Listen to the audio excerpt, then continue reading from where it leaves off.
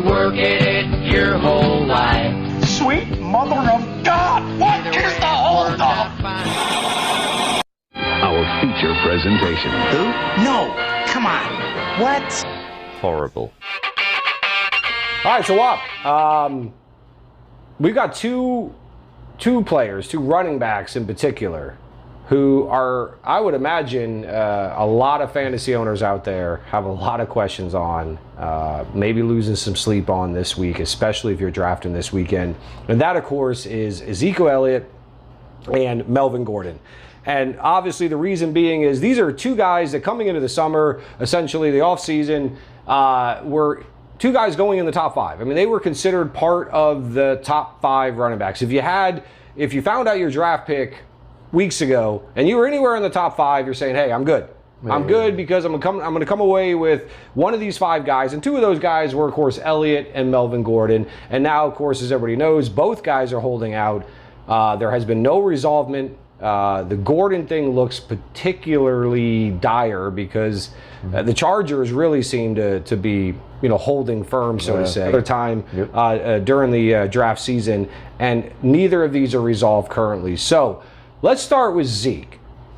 If you're drafting this weekend and there's no news that breaks that this is resolved, what are you doing with Zeke come this weekend if you're somewhere in one of those top, what are you doing with Zeke? So assume he hasn't signed by the weekend. Assume he hasn't signed, of course.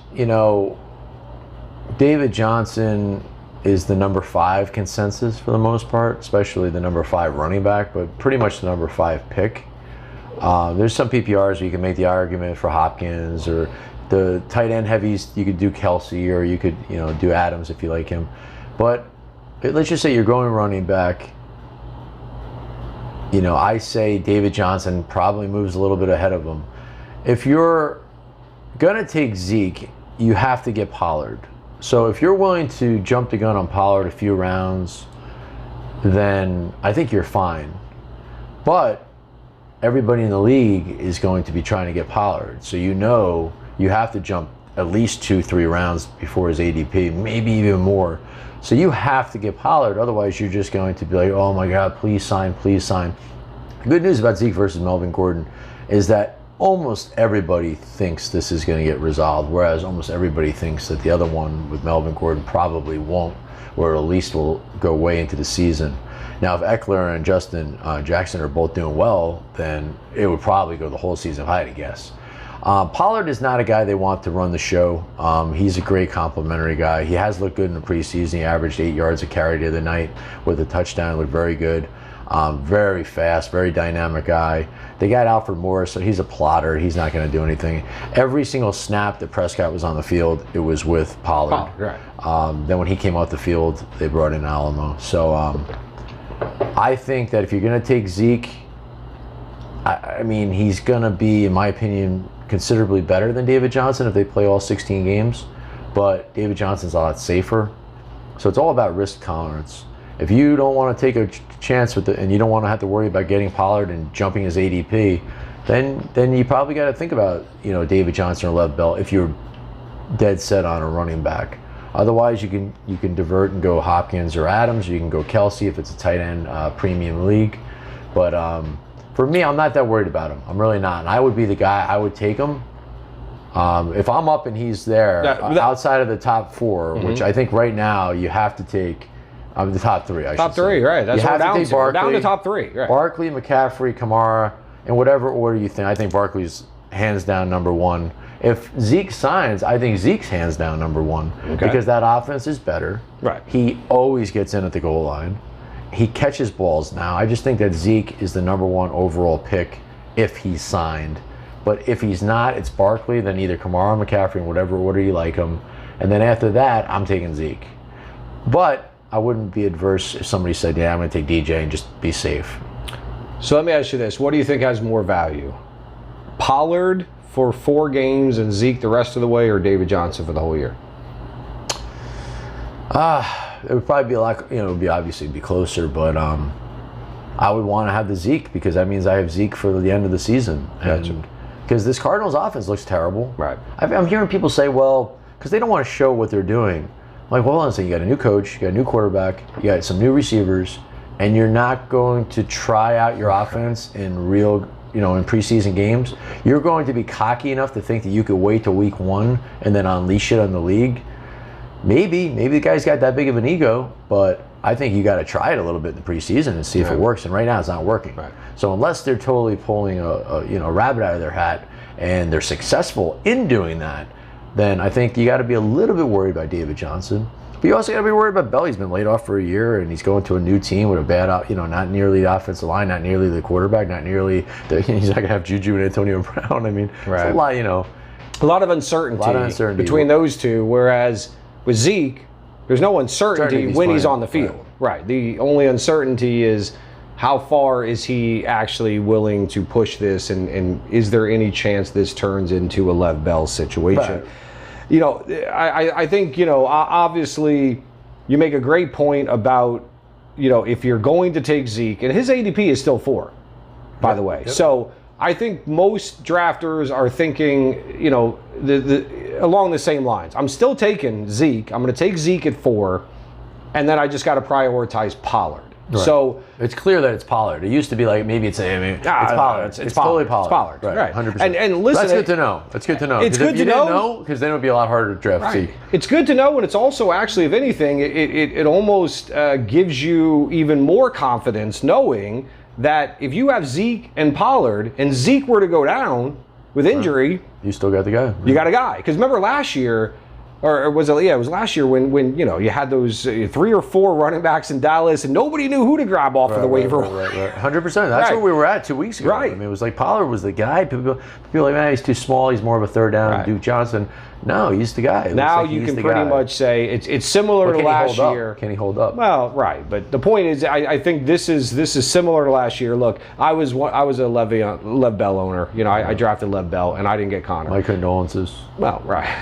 And it's not that I didn't get Connor. I didn't get Connor because I wasn't so sold on Connor to take him, far above his ADP, so to say. Right. And I think a lot of owners found themselves in that position. But if you were a Lev Bell owner last year and you drafted and you got Connor, you were fine. Even if you overdrafted him in the 7th, 8th round, you were fine. Right. Because he wound up returning. Look where he's going now, first round. Absolutely. So question is, let's go ahead and play that out. So let's say you're drafting this weekend. You do take Zeke at 4. Currently, Pollard's ADP is the 12th round, but we know ADP is, it obviously.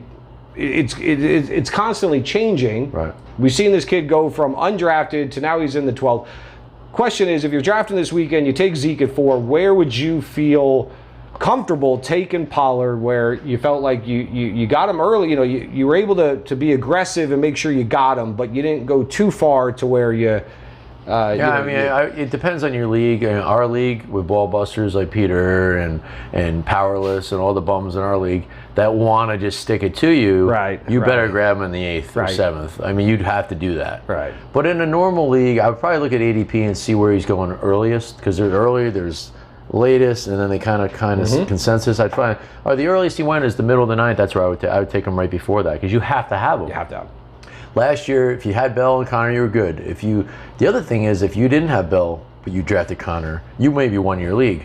So everybody's thinking about that now with Pollard, Ekeler, Jackson. Right. They're thinking, so everybody's jumping ADP. When these ADPs, a lot of them aren't real. They're like, just online mocks and stuff like that. But when it comes to real drafting this weekend, for real drafting, I think a lot of people are going to jump the gun and say, screw it, I'm going for it. Right. And we had a guy in our league that's not all there upstairs, but he took Matt Breida in the 3rd round. And we laughed at him. We did a podcast and we ripped him.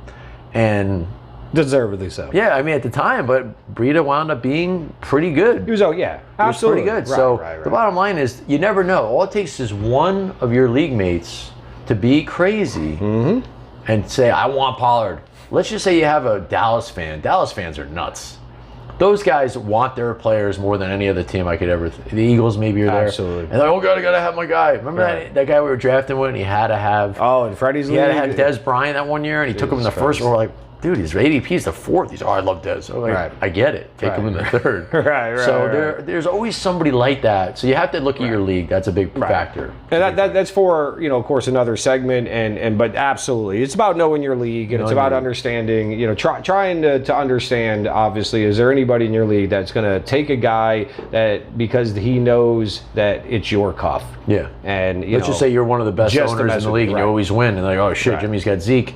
Well, I'm going to take Pollard. Right. And then hold it over his head, or just hold him ransom, or whatever it is. Right. And the other thing to look at, look, right now, again, Pollard's going in the 12th round. Here are some of the running backs that are going around him. Justice Hill, Alexander Madison, Damian Harris, Deion Lewis, Darwin Thompson. None of these guys are sure things in any way, so why not? Why would you not, yeah. You have to then elevate Pollard well above those guys if you have drafted Zeke. And rightfully because you cannot draft him the way that other people are drafting him right now, which is basically more of a lotto ticket backup, similar to, again, Madison. And all of these guys need an injury to the primary to get injured. It doesn't make any sense right now that Pollard's going with those guys. He should at least be going a round or two earlier, because right now he's the starter. None of those guys you mentioned are anywhere near being starters. They need a big injury to be a starter. And even then, some of them have a guy ahead of them. All right. So, like Carlos Hyde is technically ahead of Darwin. He's getting a lot of hype, but technically, even though he'll probably get cut, I would think, based on the news today. But so anyway, I think that let's go to Melvin Gordon though. Gordon, if I'm drafting this weekend, I take him never. Never. Yeah, I'm not taking Melvin Gordon. He's a do not draft. He's a do not draft for me. Okay. Yeah, if it's the 6th round and he's 7th, at some point you have to. But where he's going, he's going in the 3rd round. If he goes anywhere near that 5th round, no way. Because first of all, I don't think the Chargers are dug in. Mm-hmm. They have 2 guys, unlike Dallas, who has Pollard, but he's more of an Ekeler. Without Justin Jackson, Alfred Morris, forget about it. He's no Justin Jackson. So you have basically one Pollard, who they don't want to start, and then you have Ekeler and Jackson, who together would be fine. Right. And I think if we know that, the Chargers know that. They have him for cheap. And they offered, Gordon $10 million. He said no. He said no. He wants his 13. He wants to be like Lev Bell. So the Chargers are notorious for not signing people and giving them the new contracts. The guy's got some miles on his, some tread on his tire, and he's been knocked out at the end of the season 2 out of the last 3 years. So he hasn't held up through a season. Absolutely. Just 1 out of 3 seasons. So for me, if I'm the Chargers, I'm like, why would I give this guy all this money? I have these 2 younger guys that are cheaper and are just as explosive for the most part. He's not that good. He's always averages like 3.7 a carry. He's way below the average in yards per carry, which is telling. I like him. He's a great goal line guy. But I personally, if you told me everything else was equal, I would say that you can make an argument that Justin Jackson and Ekeler versus Melvin Gordon, with those guys spelling him, would be comparable. And it's not equal. He wants $10 million, $13 million. Right. And that's a lot of money, and the Chargers don't spend money. So I don't think they're going to sign this guy. I think they're going to let him walk at the end of the season. It's going to be very Lev Bellish, and I think Zeke will sign. So let's say it's this weekend you're drafting. So you're very confident that Zeke is going to sign. You're not very confident that Gordon's going to sign. So currently, Justin Jackson's going in the 11th round. Mm-hmm. Tony Pollard's going in the 12th round. So let's say you don't own Zeke. So you don't have Zeke. You're drafting another 9th, 10th pick or whatever. Who are you prioritizing in drafts? Would you rather have Justin Jackson or Tony Pollard? Justin Jackson. I'd rather have Ekeler than Jackson, because I think the good thing about Ekeler is if Melvin Gordon does sign, Ekeler has a definitive role. Right. Whereas Justin Jackson, if Melvin Gordon signs, I think Justin Jackson's role diminishes significantly. And I think that once Zeke signs, which I'm almost positive he will, just like most experts, or I'm not an expert, but most people that you listen to, think that he's definitely going to sign. Once he signs, Pollard becomes insignificant. Right. Whereas, like you said, Ekeler has a role, but the difference is Eckler's going in the 6th round right now. Right. Pollard, you're still, you're still drafting him as essentially a handcuff / No, I would take Pollard over Ekeler. I'm saying, because I'm not going to take Ekeler at the 6th round ADP. All right, so that maybe is a better question. Justin Jackson and Pollard, I'm taking Justin Jackson. So if it's the 8th round and I want to take one of them, I take Justin Jackson. You take Justin Jackson because I just think that Gordon's not going to. So do you like currently? Do you like Ekeler in the 6th round? Do you like that ADP? I don't, because I think that if Gordon doesn't sign, I think Justin Jackson's going to be better. I don't know. I just saw him at the end of the year. I think he's more dynamic. He's bigger between the tackles. And Ekeler didn't do very well when Gordon was out. He did better when Gordon was playing. Right. So it's kind of like one of those, he's not supposed to be the starter, and they probably figured that out, if I figured it out. So I think Justin Jackson's more made to be, he's probably more like a Montgomery versus a Cohen for Ekeler. And you know that nobody loves Austin Ekeler and Justin Jackson more than me. I feel like I was scouting them in the minor leagues or whatever the case may be. Ekeler, you're right though. See, Ekeler, what I loved about Ekeler, even a couple seasons ago when I first kind of stumbled upon this kid, was that everything about him seemed to scream Danny Woodhead. Right. And we saw what Danny Woodhead was able to do in that offense, in that role, and that Phillip Rivers obviously, certainly wants a guy like that, I think, or can take advantage of a guy like that in the offense. So certainly agree that Ekeler, the value there is that even if Gordon signs at some point or ends up playing, he's still going to have a role. But sixth round just seems a little bit steep, a little rich for me, especially considering the fact that Justin Jackson is going to get a lot of work while Melvin Gordon's out. So then you're getting Ekeler in the 6th, and then if Gordon comes back, Ekeler just goes back to his normal role, which again is not 6th round. Yeah, I don't so it's know. like where do you get that value? The 6th round. I guess what I'm wondering is where do you get the value out of Ekeler? Because if Melvin Gordon's healthy, Ekeler's in a certain role. If Gordon's out and Justin Jackson is getting a lot of those touches, I just don't see how you get that value out of Ekeler. I mean, maybe, but if you look at the 6th round, you got Latavius Murray, you have Lamar Miller, and then you have Cohen and Ekeler. Yeah. So, I mean, would you really want any of those other guys? I mean, they're not really that. Considering out of all of them, take Murray. Out of all of them, if Gordon doesn't sign, or he won't be, he probably isn't going to sign until the season. We heard that today. That's almost definite. Right. So now you're like, all right, Ekeler is the Chargers starter. What is Lat Murray? Hopefully something like Ingram. What is Tariq Cohen? Less touches. Montgomery looks great. And what is Lamar Miller? He ain't catching the ball anymore with Duke Johnson there. So in a PPR league especially, I'm looking at Ekeler as value there compared to the names around him. I know it sounds 6th rounds like wow, 6th rounds, only my 6th pick. Right. But if you look at everything around it, it tells you it's the best running back that you can get there. I'll tell you also what it tells you is that running back falls off a freaking cliff. It does, right. I mean, and this is what Melvin Gordon in the 3rd round. This is what, listen, if this is what you're deciding between in the 6th round. Right. So if Melvin Gordon we're looking at an ADP for half-point PPR, and it's showing Melvin Gordon in the 3rd round. If Melvin Gordon just is out for the year, if we knew that today, if he just got hit by a truck, where does Ekeler go then? If he's in the 6th now with Gordon as a 3rd, he and Justin Jackson have to jump up at least 3 rounds each. Austin Ekeler becomes a 3rd rounder. I don't know. I mean, the starter for the Chargers that catches the ball? I'm actually thinking high-powered offense? To me, for me right now, if I'm drafting this weekend, I'm targeting Justin Jackson. I mean, that's my target. Where the value is. Right. Yeah, absolutely. He's a lot lower.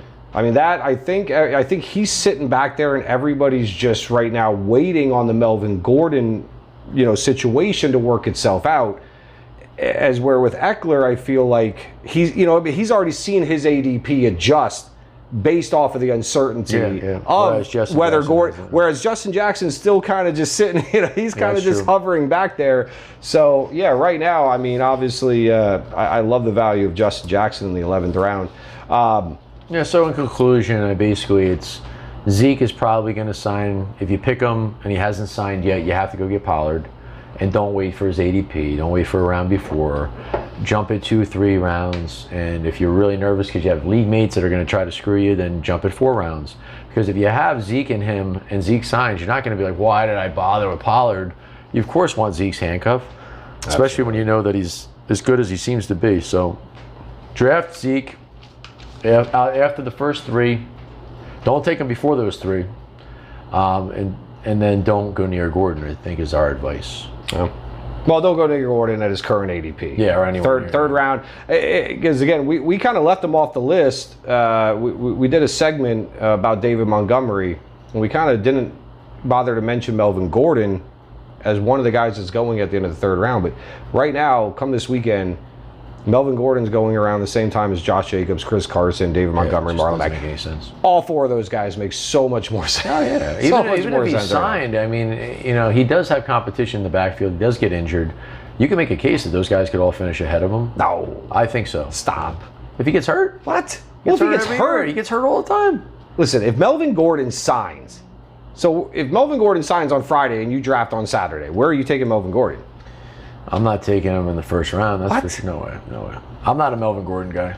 I've been burned by him, and Justin Jackson's going to have some sort of role. He's proven that he's good enough to get the ball, and Ekeler is going to get the ball. So he's not a workworkhorse. You heard it here first, people. You heard it here first. That even if Melvin Gordon signs, not in the first.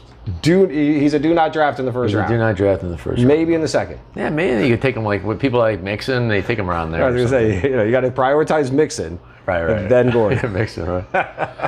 Wow. All right. Well, that's a hot take. That's a hot take. That's a way to end a segment right there with a nice hot take. That should get the comments going. Yeah. Feel free to comment. By the way, we want to. We want to hear, of course. Obviously. Rip me a new ass for that. I don't mind. Well, no, we want to hear your opinion as to obviously where, what you feel, where you would take Zeke, where you would take Gordon right now, and how you prioritize their backups, and what, obviously maybe your plan is, going into this weekend if both these guys remained unsigned. Obviously, if either of them do sign, you can expect to hear from the two bald a-holes. We'll be out there, and we'll be adjusting our rankings accordingly, such as moving Melvin Gordon back into the first round.